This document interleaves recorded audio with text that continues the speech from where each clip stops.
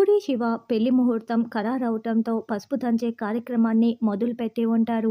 భూమి, శారద ఇద్దరూ దగ్గరుండి ముత్తైదుల్ని పిలిచి పసుపు దంచటం కోసం రోలు మొత్తం కూడా రెడీ చేసి ఉంటారు.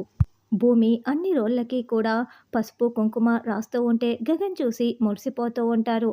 శివ, పూరిని చెరొక వైపు నిలబెట్టుకొని వాళ్ళని చూసుకుంటూ గగన్ చాలా సంతోషంగా ఆ వేడుకని చూస్తూ ఉంటాడు.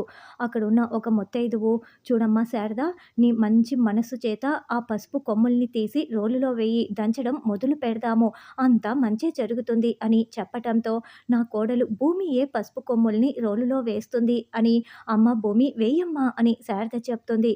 ఇక భూమి చాలా సంతోషంగా గగన్ వైపు చూస్తూ పసుపు కొమ్ములు వేయటంతో అందరూ దంచటం మొదలు పెడతారు. శివ బిందుని తలుచుకొని బాధపడుతూ ఉంటే ఇంటి దగ్గర బిందు కూర్చొని ఏడుస్తూ ఉంటుంది. పూరి మాత్రం శివ వైపు చూస్తూ మురిసిపోతూ ఉంటుంది. అలా భూమి పసుపుని దంచుతూ ఉంటే గగన్ కూడా భూమి దగ్గరికి వచ్చి చిరొకసారి ఆ పసుపుని దంచుతూ ఇద్దరు కళ్ళలో కళ్ళు పెట్టుకొని చూసుకుంటూ చాలా సంతోషంగా ఉంటారు. కేపీ శారద కలిసి పసుపు దంచుతున్నట్లుగా మనకి చూపిస్తూ ఉంటారు. శివ మాత్రం మాటి మాటికి బిందునే తలుచుకుంటూ ఉంటే బిందు మాత్రం ఇంటి దగ్గర చాలా ఏడుస్తూ ఉంటుంది.